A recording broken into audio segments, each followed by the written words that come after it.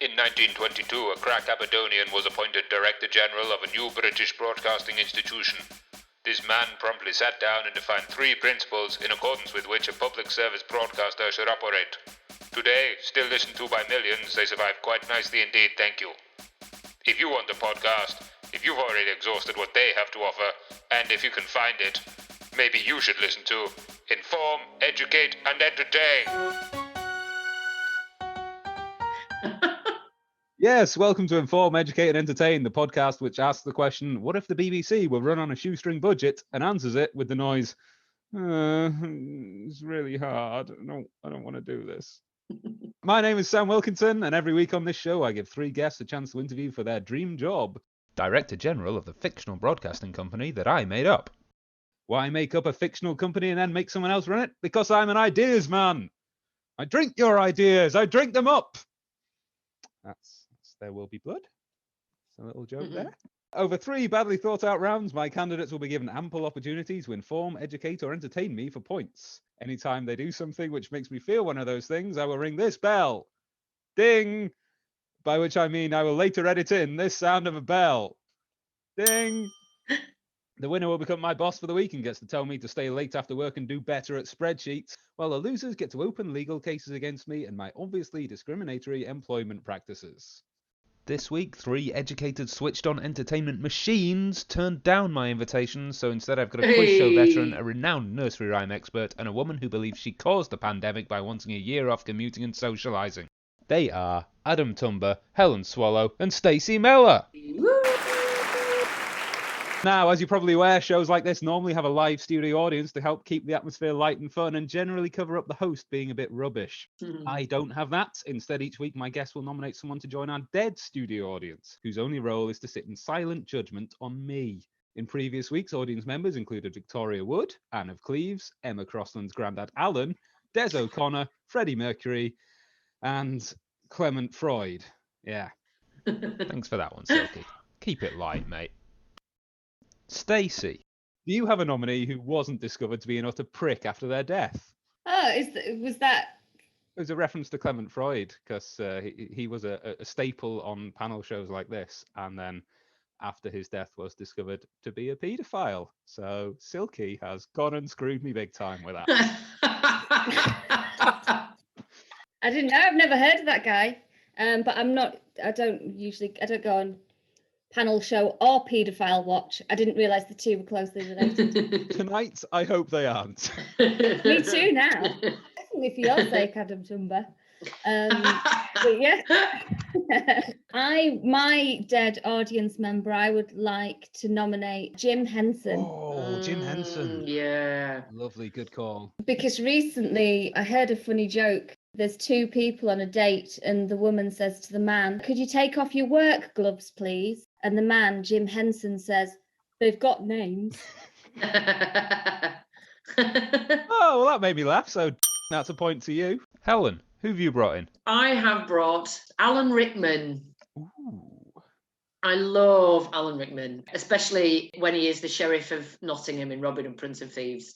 Just classic. And I would love to sit down with a chocolate hobnob and a cup of tea and have a chat, quite frankly. Welcome to the show, Alan. And finally, Adam, who have you brought along tonight? I brought Alfred the Great. Basically, Alfred the Great's big mission was to make England one whole country. You know, he wanted to put the bits of Wessex and Mercia and Northumbria and East Anglia together. I'd like him to come to 2020 and just see what England's become, just to see if he could reevaluate his life goals a little bit. I think if we'd stayed as Northumbria, we'd be a lot better off. I'll have to help him with the Zoom setup, but as soon as he's in, I'll show him around England and we'll get some feedback on that. Thanks very much, Adam. I think I'm going to cut myself saying that because I just sounded like a penis. Thanks, Adam. Fantastic. Welcome to the show, Alfred. All right, let's get cruising straight on to round 1.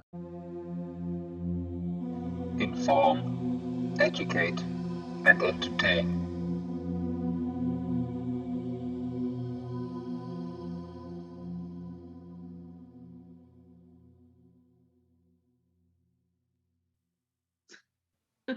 Yeah, let's let some awkward silence settle while the tail of that jingle fills the air in a way where they don't normally do that on the BBC. Public service broadcasters are famed for their ability to tell us new and exciting things about topics we thought we already knew inside out, and that's what I've asked my candidates to do today. Each week, I give my candidates a perfectly straightforward question and expect them to give me an incredibly complicated answer, which will set my score bell a-ringing. This is the third episode, so our unimaginative theme this week is threes. Our big question then, what links blind mice with nursery rhymes? Helen, you're our nursery rhyme expert. Why don't you go first? Mice is plural for mouse, which is also the name given to a piece of equipment used to allow smooth control of the interface of a computer. The computer, Deep Thought, in The Hitchhiker's Guide to the Galaxy by Douglas Adams, gave the answer to the ultimate question of life, the universe, and everything as 42. 42 is a song by the American jam band The Disco Biscuits. Biscuits are a popular baked snack made from butter and sugar and flour. One of the most popular of these is the Jammy Dodger. The Artful Dodger was a character from Charles Dickens' novel Oliver Twist. The Twist was a worldwide dance craze created in the 1960s and was sung by Chubby Checker. Checker or Drafts is a strategy board game where players jump over their opponent's pieces. Jump is a trampoline park in Dagenham, London. London Bridge is Falling Down is a popular 18th century nursery rhyme. Ooh, extra little cheeky 18th century on the end there. Well, I know my nursery rhymes. Very good. Thank you very much, Helen. Stacey, what have you got for us, please? 3 comes from the Dutch, draai. So in Dutch, this would be draai verblinden muizen, 3 blind mice. Anyway, Dutch is the language spoken in the Netherlands. The Netherlands is also known as Holland. Tom Holland is the new Spider-Man. He was in Spider-Man as told in the Marvel Cinematic Universe. Another character in the Marvel Cinematic Universe is Doctor Strange, played by Benedict Cumberbatch, who is also famous for playing the titular character in Sherlock Holmes. Sherlock Holmes's well-known saying was, "Elementary, my dear Watson." Elements make up the periodic table. The periodic table, the modern one, was designed by Dmitry Mendeleev, who was born in Russia in 1834. He died in 1907. So we can deduce that he was once a child and he probably heard nursery rhymes. It's been a great evening already. Let's go over to Adam to teach us some more things. I'm glad you asked. Right, so 3 Blind Mice, as I'm sure we all are aware, is a very famous Japanese jazz record label.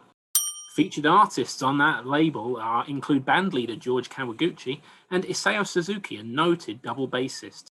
Now, the double bass itself is notable as a 4-stringed instrument, which means it was ineligible to be purchased by Bryan Adams at the Five and Dime.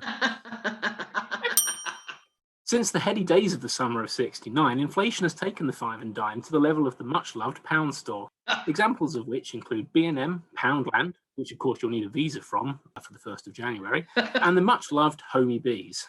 Now, Bees, famous for making honey, Honey G, entirely forgettable contestant on The X Factor. X Factor was the name of a mutant superhero team in the Marvel Universe. Wonders of the Universe was a TV series where the word billions was overused by Professor Brian Cox. Professor Cox was the drummer for a band called D-Ream, best known for the song Things Can Only Get Better, a song commonly associated with Labour's victory at the 1997 general election. Now, Blair's first cabinet featured John Prescott, a man who shared many features in common with the figure Humpty Dumpty, a major player in the field of children's nursery rhymes. Hey. Oh, Adam Tumber, thank you very much. Crikey.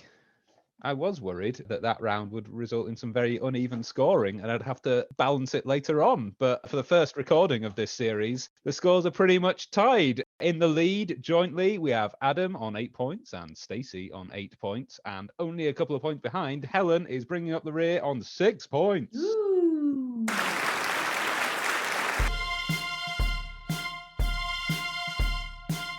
The worthy drama round. Right bang in the middle of our schedule is the worthy drama round. Like other broadcasters, mine will produce a series of dramas about real-world issues which thrill as well as teaching us important things about the world we live in. Like Call the Midwife, except thrilling and teaching us important things about the world we live in. That's a diss on Call the Midwife. Last week, I gave my candidates a title each and sent them off to write an audio play for us all to perform now. Unfortunately for them, the titles I gave them are, it's a crime. I've done awful things in the name of amusing myself. Adam, what was the title of your play, please? Mine was Dr Faustbus. Dr Faustbus, yes it was. There will be bonus points in this for best acting, so chew the scenery, everybody. Bring it on.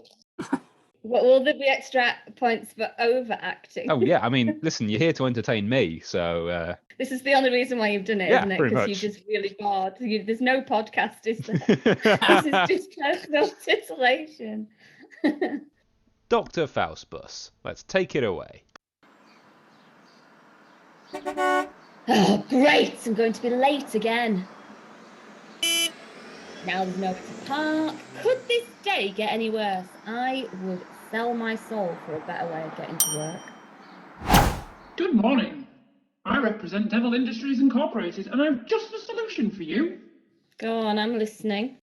We will give you a much better solution than the congestion, the expense, and the hassle. And all we want in return is your soul. Just sign right here. Is that the best pitch you've got? Come on, sell it to me. Come this way.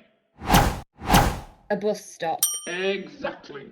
It's a low-cost, convenient method of mass transit, and it's very environmentally friendly if that's your bag.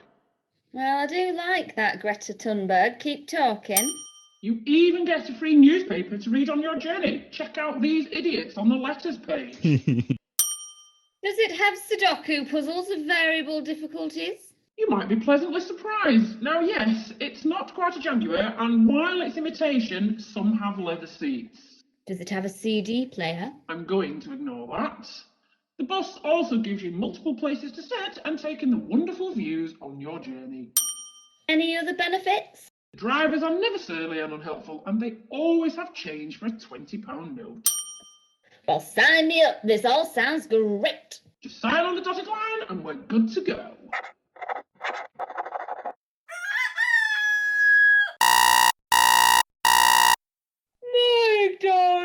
Oh, you're awfully chipper this morning. I'm getting the bus today. Wow, aren't you a big kid now? Pipe down, darling. Good morning, driver. I'd like a day return, please. £4.60. I only have a 20. I have to give you a credit note. Well, at least there's the paper. Hang on. What's this? Part of the Daily Mail group? And someone's already done the Sudoku? Badly. Oh! Oi, oi! I guess I'll just look at the scenery then. Where are we? Abattoir buildings, derelict industrial sheds. What on earth is this on the seats? Gum? What have I done? Take it all back. I don't want this anymore. I'm sorry, all contracts are binding. Don't I have a 14-day cooling off period? Red tape done away with on January the 1st. I thought you knew what you voted for. That reminds me, I need to visit dear old Boris and collect on our agreement. If I'd have known it would have been like this, I'd have never have signed. Look, it might not be pleasant, but your transport sacrifice now will help the next generations. What type of ending is this? Looks like the bus station to me. Thank you very much, Adam. I won't reveal any scores until we've heard all the plays. I did learn a bit about buses. That hit the brief there. I'm going to give you a couple of extra points for being informative. Stacey, what was the play title I gave you? Triangles in America. Triangles in America. Yeah. Triangles in America. Triangles in America. Yeah. Angels in America meets triangles. So that's the sort of man I am. Yeah. You're a bad person. So how do you want to cast this? Not bothered. Don't give a shit. Oh, right. Hate it. You're in a good mood tonight, aren't you? I don't like to do things that are subpar. You forced my hand. I had to do something subpar. Right, let's go. Stacy Mellor presents Angels in America. General Equilateral, Captain Isosceles, what's going on? Oh, Hi, Captain Isosceles. It's the Rom Boys. They're sailing up the Delta. What do they want? Their manifesto mentioned converting the Pentagon into a quadrilateral. A quadrilateral. I know. The tripartite states has not been under this much pressure since the War of the Hypotenuse in 03. What should we do? We need backup. Send in the dodecahedrons. Oh, Jesus. Points for that. Do we attack? Don't be obtuse. Of course we attack. This is our life's work. As triangles of America. Didn't think you'd actually put it in the script. As triangles of America, every moment of our training has been leading up to this point. Ah, you're remarkably passionate about this. I prefer us to take a more peaceful angle. I mean, quads are really nice. We could put in a few trees. No! Romboy blood must be spilled this night. Ah, you're a bit nuts, aren't you? Nuts like a genius, yes. Come on, get your shoulder into it. Use some muscle. It hurts. Dad, I want to go home. No way. We are going to take over the Pentagon if it's the last thing we do. Look, I know you've got some old grudge with this Isosceles guy, but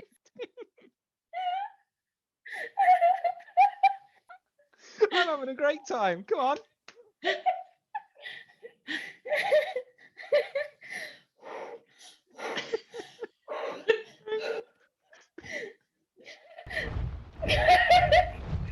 Look.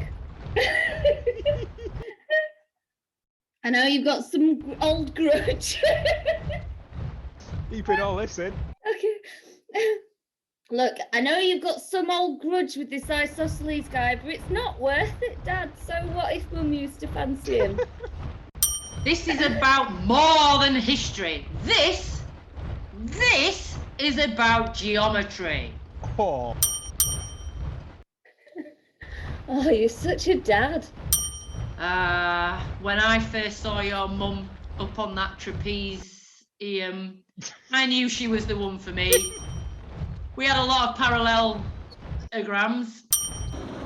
Oh, can you hear that? Oh no, look! Dodecahedron! Run for cover! Dad, come on! Can't you see? This isn't worth it! This isn't worth the bloodshed! You're right. It was foolhardy. We retreat! We retreat and rebuild and bring more soldiers. Tomorrow is another day. Can we just not bother? Like, war is really passé.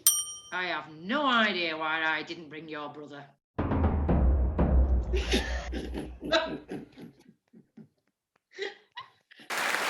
Great! I learned a lot about shapes, which I'd forgotten since 1996. So that really brought me back up to speed. That was informative. Well, maybe not informative, it was educational as shit.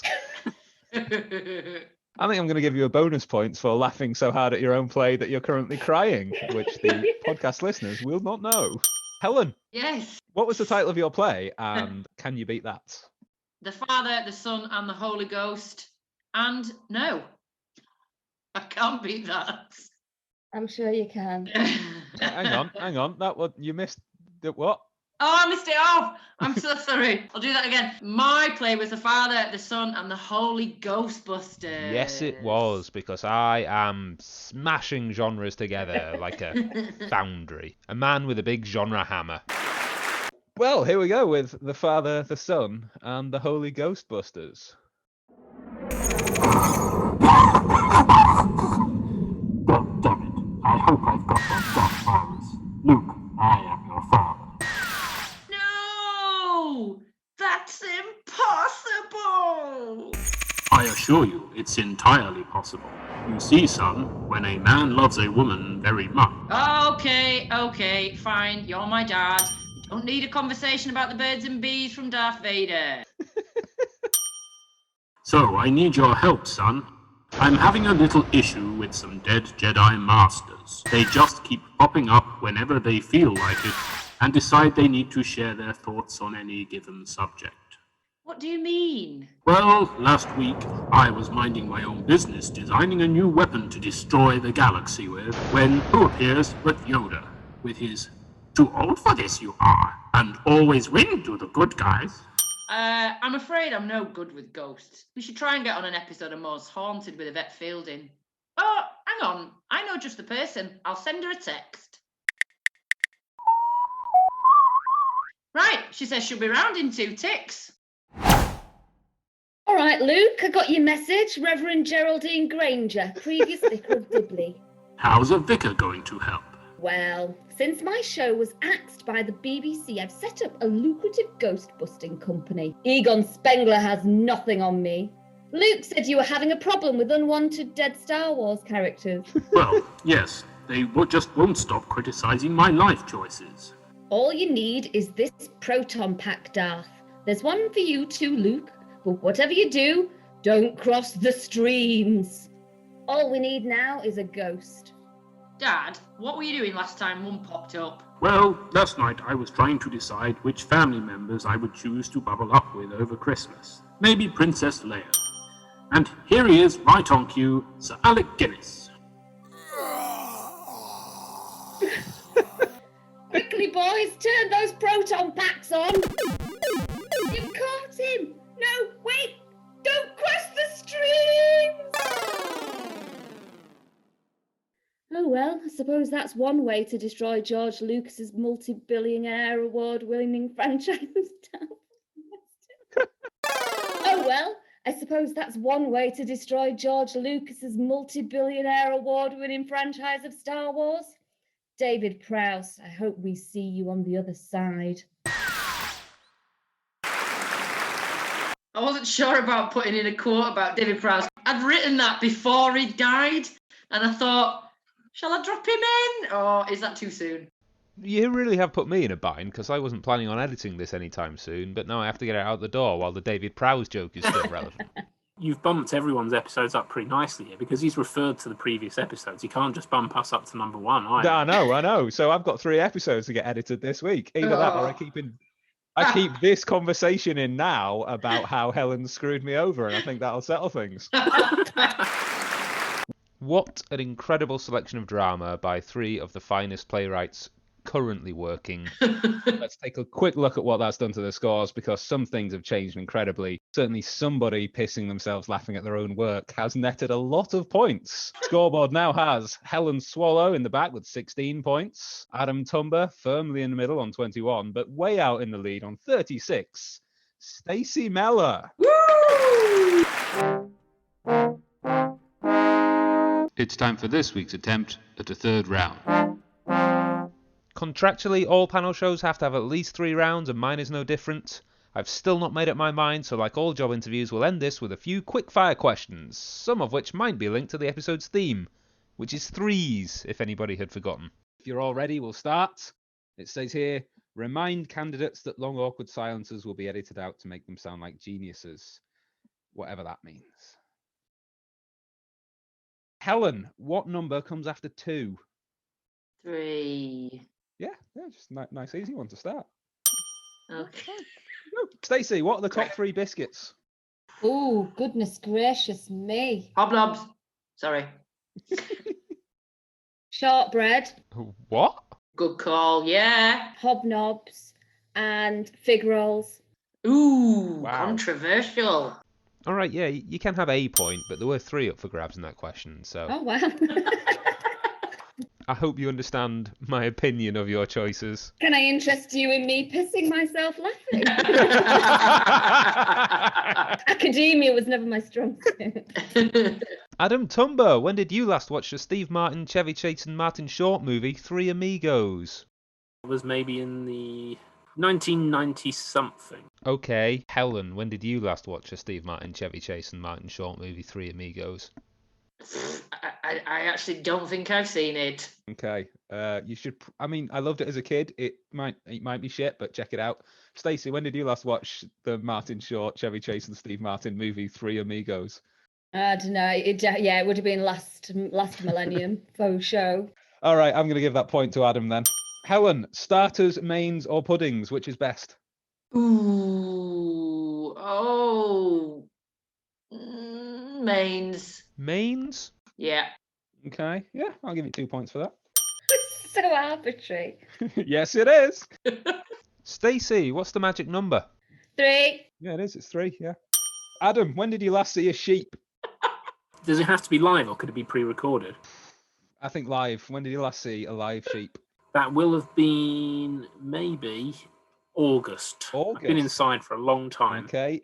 Stacey, same question. It would have been September the 8th, I think. How precise? Tell me more. Because I was in Huddersfield and there's loads of sheep there then.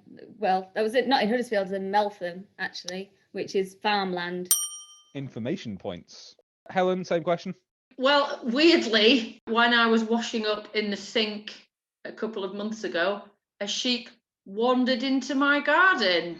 All right. Well, number 1, you're definitely winning the when did you last see a sheep question. Let's see how many bonus points you can get for the sheep garden anecdote.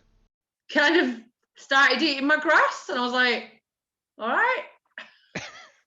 Then I got online and found Bradford Council and found some farmer who it belonged to, and he came and got it. Was that in your back garden? Where's the sheep near you?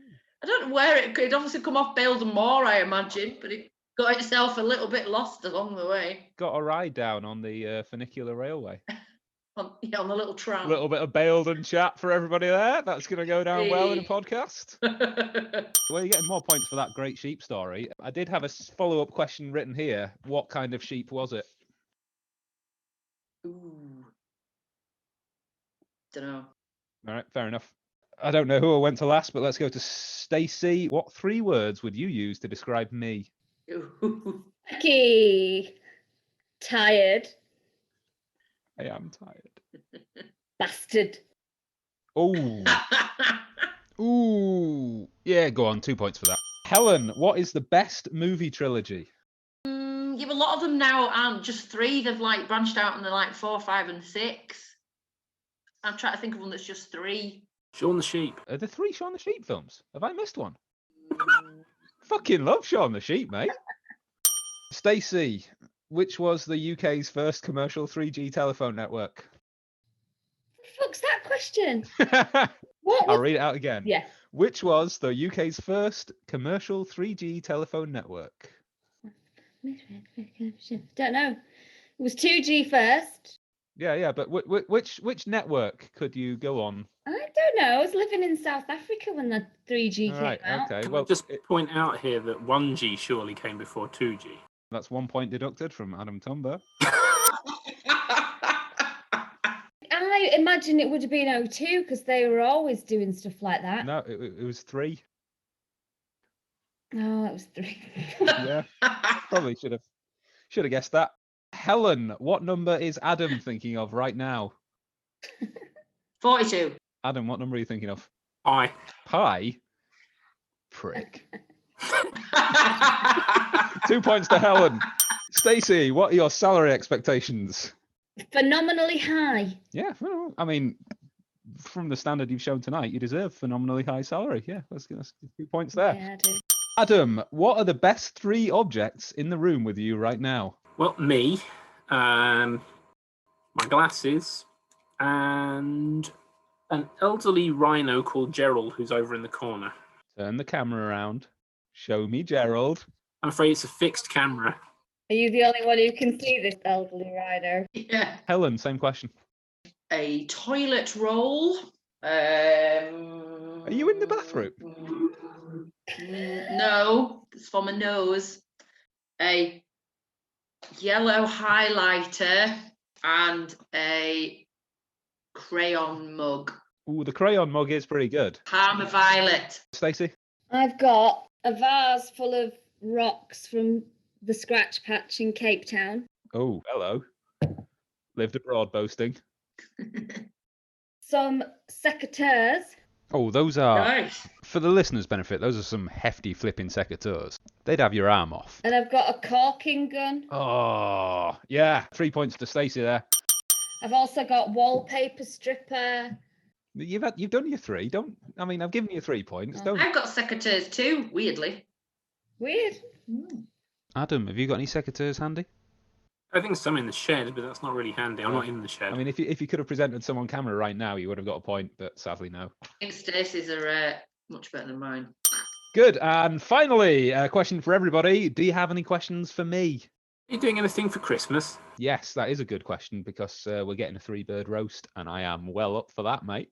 You're roasting 3 birds. Nice. Pow, pow, pow, pow, pow. Points for Stacey. Bants points right there. Any questions from you, Stace? What are promotional prospects? Like, how long until I get your job? You're going to be my boss. Oh, I'm going to be your boss. Okay, well, who's my boss? No one. You're running the show. Yeah. Oh, okay. Can I embezzle? Who's going to stop you? Not me, boss. Like it. Okay. When can I start? Wow, power move. I like it. That's some more points. Well, all good things must come to an end, and so too does our show. I can reveal that with 48 points, smashing far out in the lead, our winner is Stacy Mellor. Congratulations, Stacey. Welcome aboard. Yeah. Now you're the driver of this bus we call Culture. Where's the first stop? I don't know. We'll no, we're not off to Guiseley Morrison. Yes. I get 10% off. I don't know I wasn't expecting to start today. Say something pithy and clever and we'll move on. I don't have anything pithy and clever. That'll do. Thanks. Let's go back to the studio. Oh, that'll do. Hey. Wonderful. Stacey, have you got anything you want to plug to our many thousands of listeners? I don't at the moment, no, but I'm sure lots of things are going to be coming on this new massive corporation station that I'm running. What a great answer, but you've already won, so stop sucking up for points. Helen and Adam, thank you very much for applying. I'm sorry to say we don't have a role to offer you today, but please do keep sending in your CVs. Just not to me anymore, please. Anything you want to plug, Adam, Helen? No. You could have asked a better time than a global pandemic when we're not allowed to do anything. Yeah, I know. It's yeah. Adam and Helen both exist and do comedy, and if you listen to this in the future when they're both on the telly, you can say, gosh, I knew them before they were famous. On Crime Watch. So, all that's left is for me to say goodbye from Helen, Adam, Stacey, and of course our dead studio audience who are once again suspiciously quiet, and hope you'll join us next time for another episode of Inform, Educate, Entertain! That was Inform, Educate, Entertain, starring Sam Wilkinson with special guests Helen Swallow, Adam Tumber, and Stacy Mellor. The chair script was written by Sam Wilkinson, the program was edited by Sam Wilkinson, and Sam Wilkinson printed out all the scripts too. It was a fictional production company production for IEE and the Internet. Cheerio!